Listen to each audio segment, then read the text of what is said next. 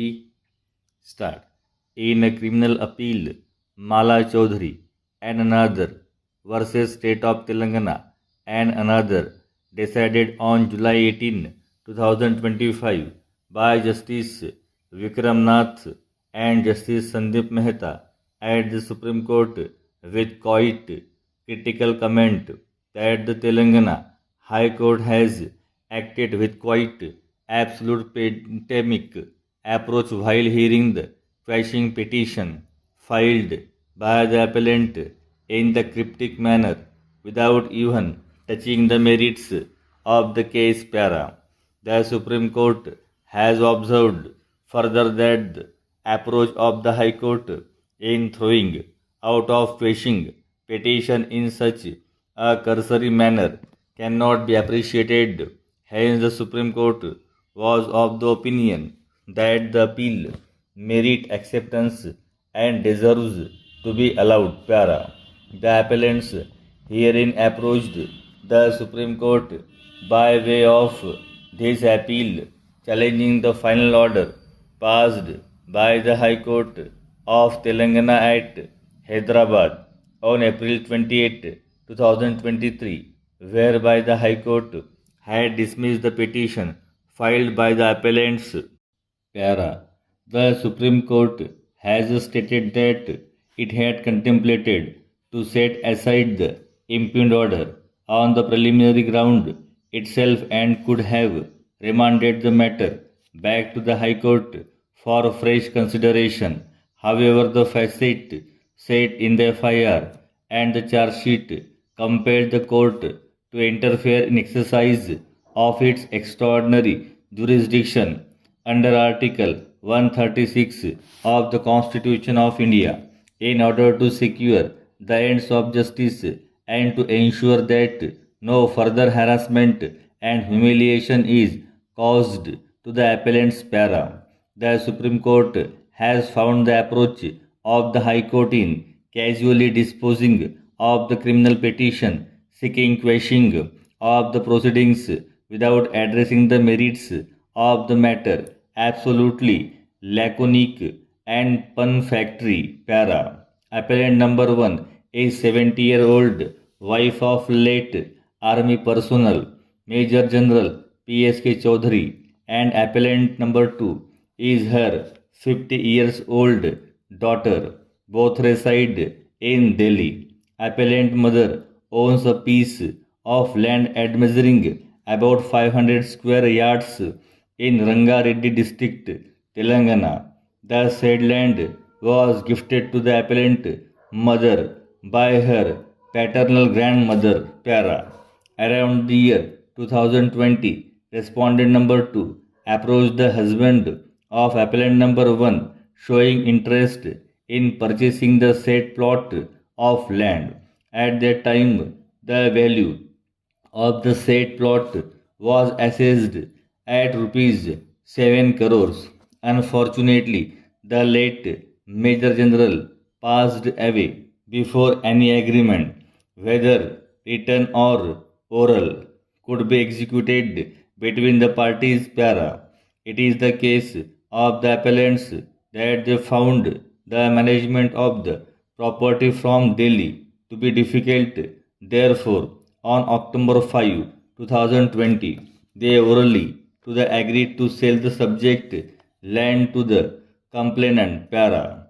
Acting in furtherance of the oral agreement, the complainant transferred a sum of rupees 4.05 crores to the bank account of the appellants by different instruments, modes, that is checks and or up till November 16, 2020. The appellant case is that no further amount was paid to them in terms of the oral agreement, whereas the complainant claims to have paid a sum of rupees 75 lakh in cash to the appellants at the time of execution of the oral agreement to sell.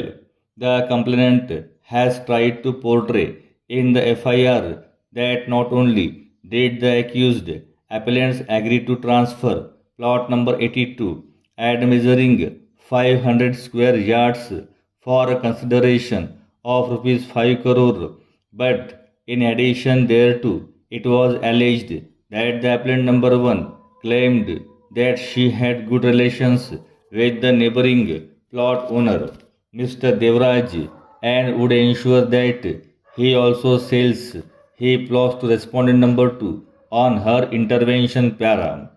The averments in the impugned FIR are to the effect that the accused appellants orally agreed to sell plot number 82 and a farmhouse at Delhi to the complainant for a total consideration of rupees 5 crore only, whereas in a civil suit which was filed much after lodging of the FIR, the appellant has specifically averred that the agreement for sale was made for a consideration of rupees 1,15,000 per square yard, and the total value of the plot was rupees 5.75 crores. Thus, there is a drastic variance in the complainant's allegation qua the oral agreement as narrated in the FIR vis-a-vis as set out in the plaint para. In order to aggravate the allegations, the complainant also alleged in the FIR that the accused appellants assured the complainant that on the intervention of the appellant number 1, the neighboring plot owner Devraj would also sell his plot to the complainant. However, the averments in the civil suit instituted by the complainant do not bear even a semblance of this aspersion para. Thus, clearly, the complainant has manipulated and distorted the facts and used its influence for getting the FIR registered against the appellants on a bare reading of the FIR. It is clear that a plain and simple dispute involving non execution of a registered sale deed in terms of so called oral agreement to sell has been given the cloak of a criminal case by misusing the criminal machinery para. Not only this appellant number 1, being a 70-year-old lady and wife of a retired army officer, was arrested in connection with this false and frivolous FIR and had to remain in custody for almost 8 days para. The Supreme Court is of firm opinion that even from the admitted allegations set out in the complaint, there was no justification for registering the FIR, and rather the complainant should have been instructed to avail the appropriate remedy by approaching the civil court para. In gross disregard to all tenets of law, the impugned FIR came to be registered for allegations which had no elements of any offense whatsoever. What to talk of a cognizable offense?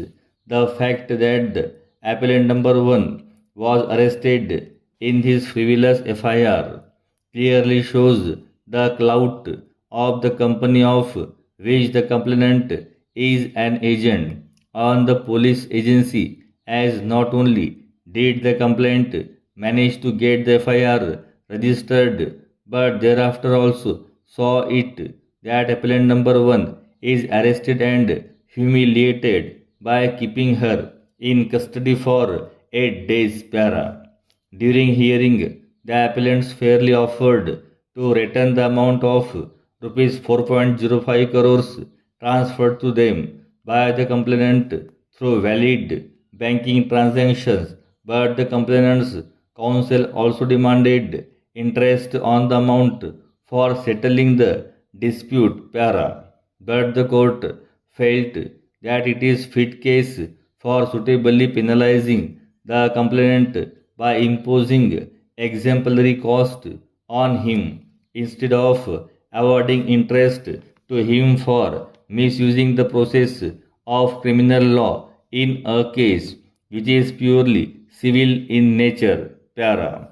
The Supreme Court granted the prayer of appellants to direct the local police to grant them required security whenever they have to visit Hyderabad for managing the property. Para. The Supreme Court has imposed cost of rupees 10 lakh on the complainant, respondent number 2, for misusing the process of criminal law and entangling the appellants in false and concocted criminal case. The amount of the cost shall be transferred to the account of the appellants within 30 days.